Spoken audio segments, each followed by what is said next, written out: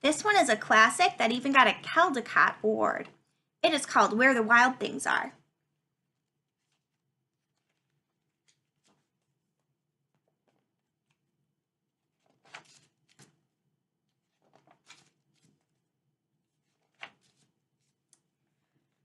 The night Max wore his wolf suit and made mischief of one kind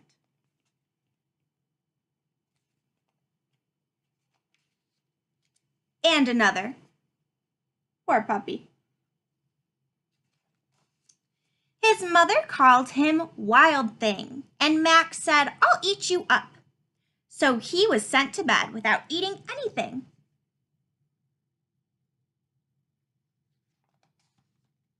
That very night in Max's room, a forest grew. Wow. And grew.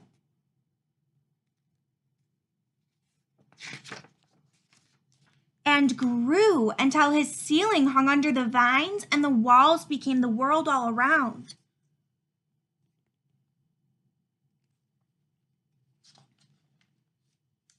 And an ocean tumbled off by with a private boat for Max, and he sailed off through night and day.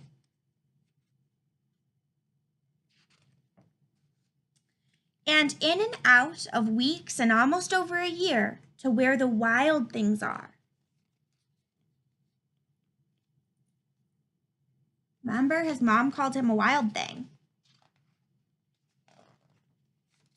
And when he came to the place where the wild things are, they roared their terrible roars and gnashed their terrible teeth and rolled their terrible eyes and showed their terrible claws.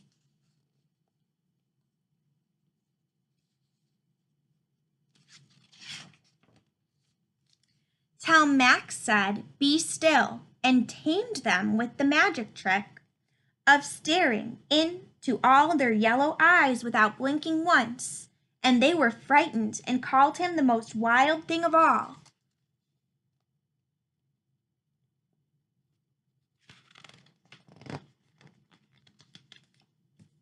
All of them under the moonlight.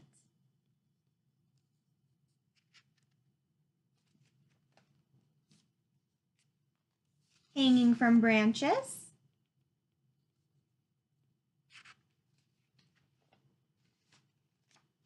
Going through the jungle. Looks like Max is the king.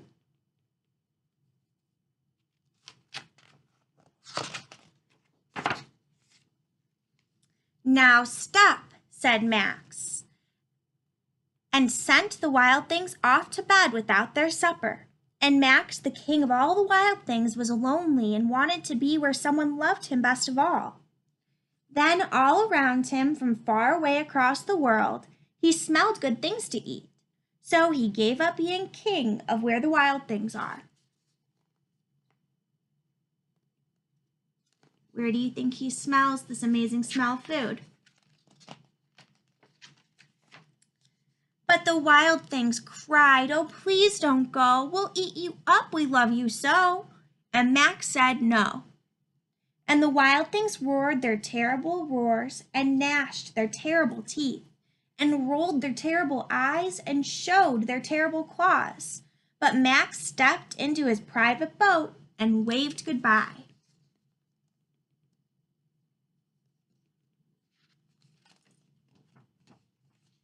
And sailed back over a year and in and out of weeks and through a day.